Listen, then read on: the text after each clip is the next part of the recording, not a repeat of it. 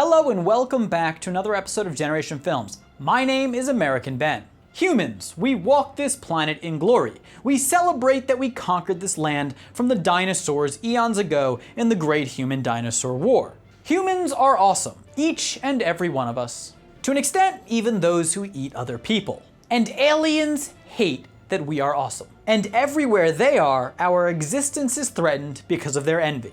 They hate us because they ain't us. I'm looking at you, ETU. Ugly motherfucker. Anyway, it's important to be knowledgeable about Xenos because eventually they are going to come and try and harvest us for food, and we have to be prepared. So I think what we are going to do in the upcoming weeks is launch a series on aliens, covering the flaws and advantages of the major alien species. But before we do this series, as a refresher, today I'm going to rank some of the most dangerous alien species and armies of all aliens that we might include in the series. Please remember, if you enjoyed the video, please hit that subscribe button and notification bell. Humanity is counting on you. The Chitauri are not just aliens, but cybernetically enhanced Xenos that operate by hive mind.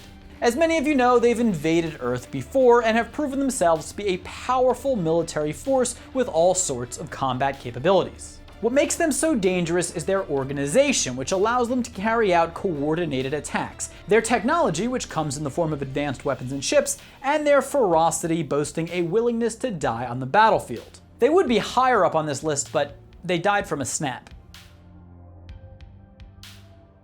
On paper, Reapers are just about as bad a mix of things as you can get. Part machine, part alien. They're technologically advanced synthetic organic starships. Think billions of organic minds combined into a machine body. And if that doesn't make you think, destroy them all, I don't know what would. They are their own technological firepower, as they themselves are powerful warships, and so they are machines that are bent on harvesting the sentient life forms in the galaxy, humans included. Warships should be used for killing aliens. They shouldn't be aliens. The Xenomorphs are famous for coming close to actually destroying the New Republic, and their kill count since the beginning of their galactic invasion is somewhere in the realm of hundreds of trillions. So they are very accomplished, but they're no Sly Marbo. The Xenomorphs hail from a galaxy far from Earth's, but they are certainly a threat to humans in the Star Wars galaxy, and a threat to humans in one part of reality is a threat to humans everywhere. Some would say, but Ben, they're humanoid, and this is a very important point that I want to touch on. Humanoid is not human. Warn your kids, human-looking aliens are still okay to eradicate. The Xenomorphs are religious zealots, making them capable of untold barbarism in the name of an alien god, one that would get their ass kicked by the correct human god. And worst of all, the Xenomorphs are not able to be sensed through the Force, and thus are all the more threatening. Any alien that can keep up with Arnold is one to watch out for, as he is one of the best guardsmen we have. The Yautja are some of the fiercest warriors that man has ever encountered. Predators are natural-born hunters and kill their prey, humans included, not to conquer, but for fun and honor. Though I dispute the honor part.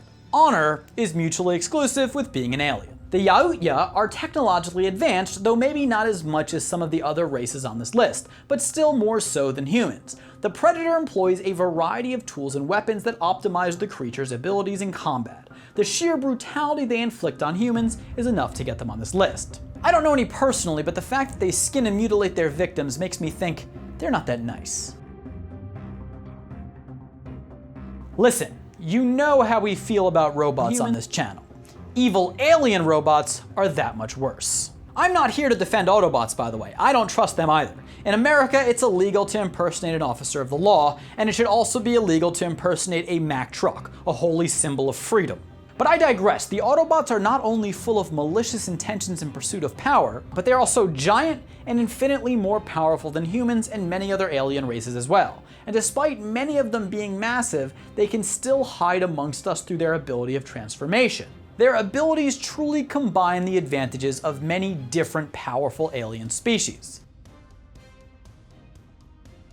There is, of course, the Kaiju, another massive race of aliens. The Kaiju were created by the precursors, an ancient race of aliens themselves. Now, Kaiju are amphibious creatures, meaning that, yes, there is a chance they're colluding with dolphins. The kaiju are highly aggressive beasts, but they are also intelligent and agile, leaving them with few weaknesses. They can also communicate through hive mind and thus carry out organized attacks. It's a hard call as to whether they or their creators, the precursors, should be included in our alien coverage. The kaiju do the damage, but the precursors are the ones who designed the kaiju for the purpose of colonizing Earth and eradicating humanity in the first place. Now, I don't know about you, but I prefer my humanity uneradicated and alien-free. The Zerg are another race of aliens that are able to improve through conquering.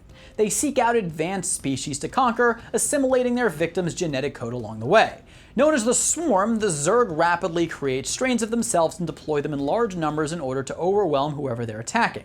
Worst of all, the best hope against the Zerg is just another alien race, the Protoss. Never send an alien to do a human's job. The Daleks are a race of genetically engineered mutant aliens. The Daleks are well suited for war as they are highly intelligent and capable. They also house themselves in polycarbide armor suits that make them akin to tanks. The Daleks seek elimination of all non-Daleks and are fierce enemies of Time Lords. The Covenant are some of humanity's all-time greatest foes. They're actually made up of multiple alien species, all of whom are united in worship of the Forerunners. They attempted to wipe out humanity in the Human Covenant War, and their advanced technology, a product of learning from the Forerunners, almost saw them to success. Their warships are some of the most devastatingly powerful in all of space, but the Covenant aren't very innovative and don't have much in the way of tactics, at least providing humans with a chance. They are the professional athletes of the alien world, incredibly physically gifted, but liable to copy the nerdy kids' homework.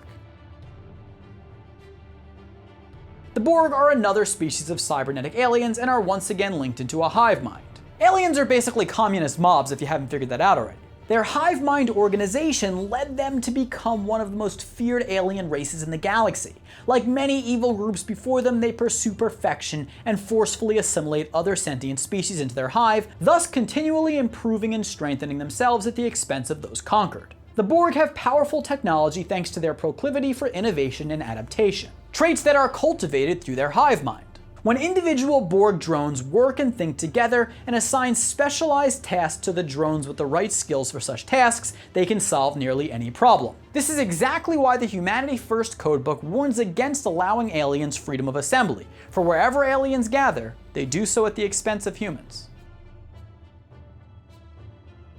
Never forget, people, the only good bug is a dead bug, from the smallest ant to the largest arachnid. I'm doing my part. The Arachnids from Starship Troopers are dedicated to conquering the human race and dominating the galaxy. They are extremely powerful, but to an extent lack the technology and intelligence of the other alien species on this list. But they become dangerous when they rampage in hordes. They have no emotions and no fear, and a bug you can't put the fear of man into is a bug truly worthy of extermination. Unlike bugs you can, which aren't worthy of extermination, but still should be exterminated.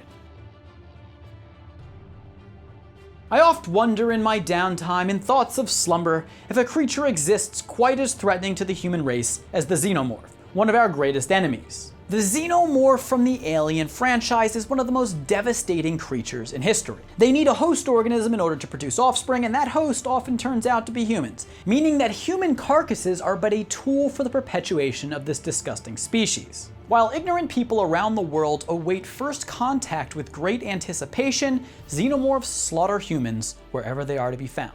They're big, fast, strong, and have stealth capabilities. They also boast disgusting secondary jaws that can be used almost as a retractable spear. We salute people like Ellen Ripley who bravely destroyed many of these aliens so that you have the freedom and convenience of thinking something like Stitch is cute and cuddly. That's a damn face hugger if you ask me.